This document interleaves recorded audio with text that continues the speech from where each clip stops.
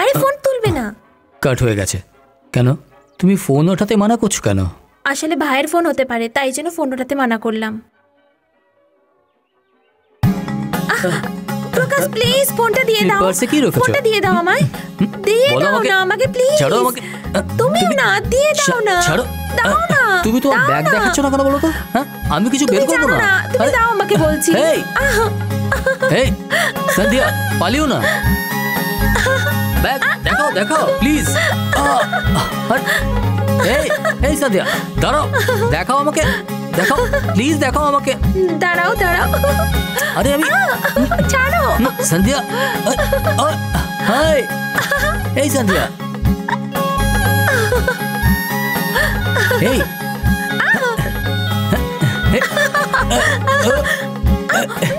এই সন্ধ্যা।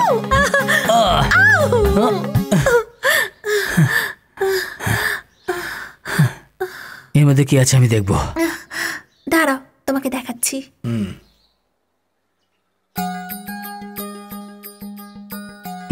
তুমি তোমার ছবিতে মালা পরিয়ে রেখেছো। আমি তো সমস্ত শহরের লোককে ডেকে বিয়ে করব। তাহলে তো লোকানোর কি আছে? ওটা তো বিয়ের পরই না, কিন্তু আমি তো রোজ এই ফটো দেখি আর মনে মনে বিয়ের কথা ভেবে অনেক বেশি আনন্দিত হই।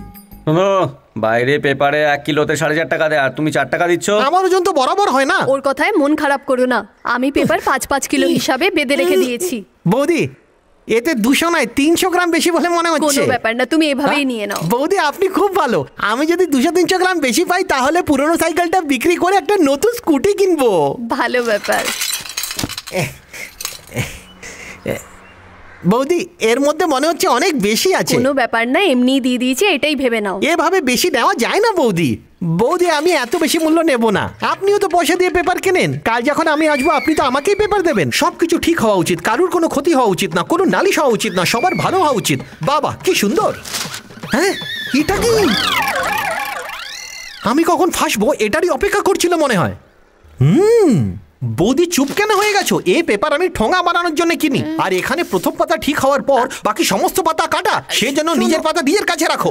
এসব বেচার পরও আমি কোনো টাকা পাবো না। ছি, কি করব আমি? পুরনো সাইকেল নিয়ে পুরনো পেপার দিয়ে ধান্দা করি আমি, আর আপনারা তো ছেঁড়া পেপারেরও পয়সা চান। হ্যাঁ, আর আপনাদের তো 1 কিলোতে 4.5 টাকা চাই। বাবা কি সুন্দর লোক এরা, কি সুন্দর। আহা, পুরনো পেপারওয়ালা, পুরনো পেপারওয়ালা। তোমার জন্য আমার অপমান হয়ে গেল। ওই পেপারওয়ালাটা আমাকে কথা শুনিয়ে গেল। কেন পেপার কাটো বলো তো? সম্মানীয় বউ, মন দিয়ে শোন।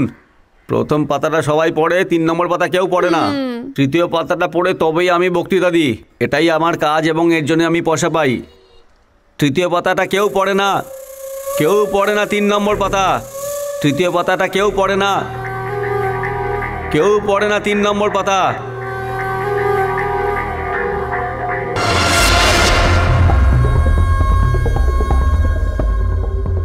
যেদিন সন্ধ্যাকে কিডন্যাপ করা হয় ওর আগের 15 দিনের নিউজ পেপার ভালোভাবে দেখে নাও।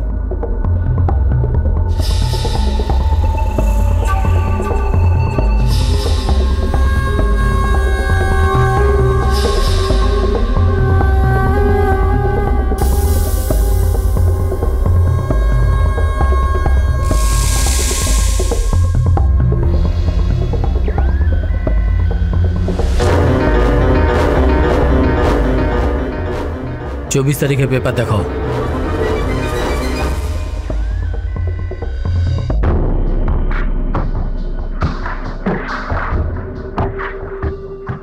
কিছু পেলে কি প্রকাশ? 24 তারিখ জেল সুপারিনটেন্ডেন্ট রাজনকে ডিসমিস করা হয়েছিল। আমি ওই জেলের বিষয় লিখেছিলাম। জেলের কারণে ওকে ডিসমিস করা হয়েছিল। মন্ত্রী ডোগরা পান্ডের মধ্যে জড়িত ছিল আমি ভাবছিলাম, কিন্তু জেল সুপারিনটেন্ডেন্টের সামনে অনেক বাধা ছিল।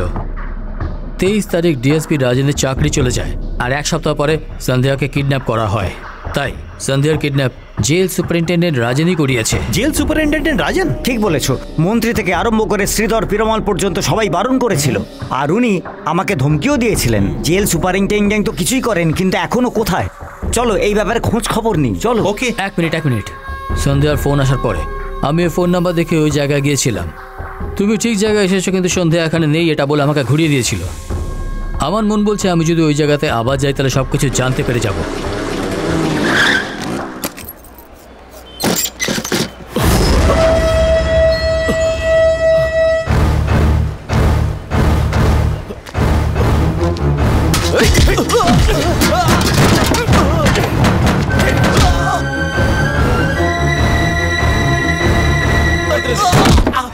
বল তাড়াতাড়ি, কোথায় আছে সন্ধ্যা?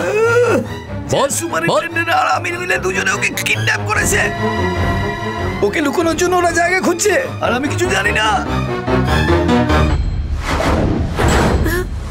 ও আমাকে কিছুতেই খুঁজে পাবে না।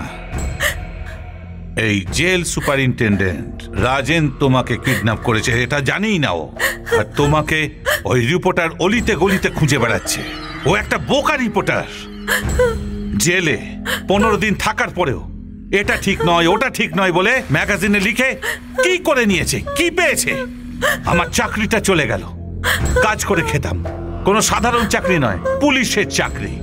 সব লোক পুলিশকে ট্রাফিক পুলিশ, ক্রাইম পুলিশ ভেবে নেয়, আর আমি jail police, superintendent of central jail.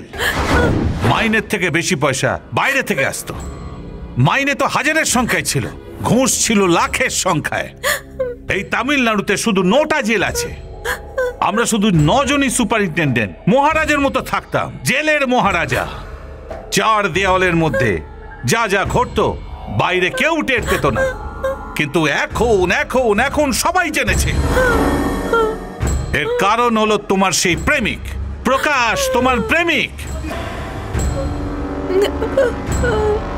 হ্যাঁ, আমার তো মনে হয় ম্যাগাজিনে 4টে চুটকি ছাপো, কার্টুন ছাপো, আর 2টো মেয়ের সেক্সি ফটো ছাপো। এই সব ছেড়ে মিডিয়ার লোক কেন এসবের পেছনে পড়ে আছে? সমাজ শুধরবে নাকি? ডাক্তারের শুধু ডাক্তারের কাজ, পুলিশের শুধু পুলিশের কাজ, রাজনীতির নেতাদের রাজনীতির কাজ। কিন্তু এই মিডিয়া রিপোর্টাররা কেন এই সমস্ত কাজ করে বলো? সব জায়গায় গেছে কিন্তু তোমাকে খুঁজে পায়নি, আর অন্য সব কাজও করতে পারিনি, কিন্তু তোমাকেও কোনো মতেই খুঁজে পাবে না। এই স্যারের কথা মেনে নাও, সমস্ত দুনিয়া ঘোরার সুযোগ পাবে, আর আমরাও কিছু টাকা পাবো। আমি ঠিক বলছি না স্যার? আমি তোমাকে প্রথমে দুবাই দেখানোর ব্যবস্থা করছি।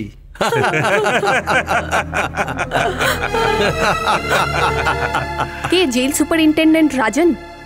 ওনার তো চাকরি চলে গেছিল, তাই 15 দিন আগেই ঘর খালি করে দিয়েছিল। ওনার পরিবারের কাউকে আপনি চেনেন? না, উনি একলাই থাকতেন, ওনার সাথে আর কেউ থাকতো না। কার সাথে দেখা করতে এসেছে? উনি রাজন স্যারের সাথে দেখা করতে চান। উনি ঘর খালি করার পর কোথায় গেছেন, কি করছেন কেউ জানে না। বলো প্রকাশ, এখন কি করব? কে করেছে এটা তো জানা গেছে, এখন কি পুলিশের কাছে যাব? গুন্ডা ভুল করলে পুলিশের কাছে যেতে হবে। পুলিশই যদি করে তাহলে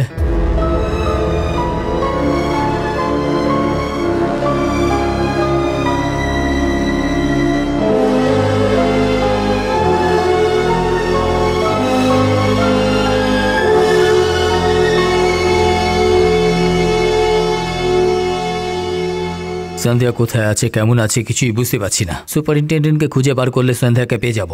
না প্রকাশ, সুপারিনটেন্ডেন্টকে খোঁজার কোনো দরকার নেই। এরকম ভাবে ওকে পাওয়াও যাবে না। ওখানে একজন পুলিশের লোক আছে, সবসময় বেটিককে ঠিক করতে জানে। ওর জন্য ওর সাথীদের যদি তুমি ধরতে পারো, আমির লোকটাকে যদি পাওয়া যায়, কান টানলে মাথা আসার মতো সুপারিনটেন্ডেন্টও আসবে। শহরে মেয়েবাজির হওয়ার কারণ আসলে শুধু আমির। ওর মাধ্যমেই সবকিছু হয়। ও সর্বদা মেয়েদের কিডন্যাপ করে বেচার ধান্দা করে, এটাই ওর কাজ। আমি জানি আসিফ ওর সাথে মিলে আছে। যদি আমরা ওকে খুঁজে পেয়ে যাই তাহলে সন্ধ্যার সব খবর পাওয়া যাবে। তুমি আমার সাথে 10 বছর কাজ করেছো, জেলও কেটেছো, তুমি অনেক খারাপ কাজ করেছো, কিন্তু এটা ওরকম নয়। এটা একটা মেয়ের ব্যাপার, সাবধানে কাজ করতে হবে। যখন জেলে ছিলাম তখন উনি আমার প্রাণ বাঁচিয়েছিলেন। এখন মেয়ে পাওয়ার পর্যন্ত আমি ওনার সঙ্গে থাকবো। বাবা, তুমি অবশ্যই ভরসা রাখো, আমরা অবশ্যই জিতবো।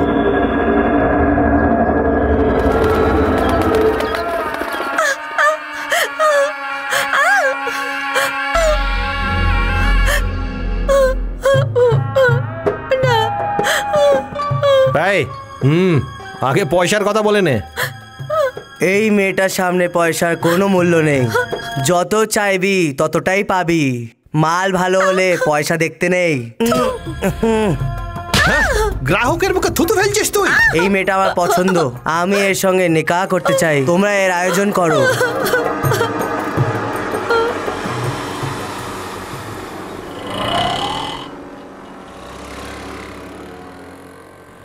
তুই দাঁড়া, আমি দেখছি। রঞ্জন, গিয়ে দেখ আসিফ কোথায়। শুধু দেখতে হবে, বাকি আমি দেখছি। যাও।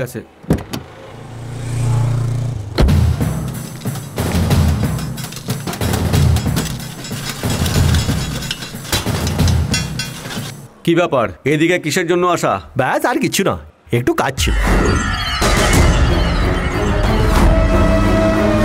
শেখর, এটা ওই ভ্যান। সন্ধ্যাকে এর মধ্যেই নিয়ে গেছিল। তুমি ঠিক হ্যাঁ, বলছো ওই তো? ভ্যান, ওই স্টিকার, এটা ওই ভ্যানটাই।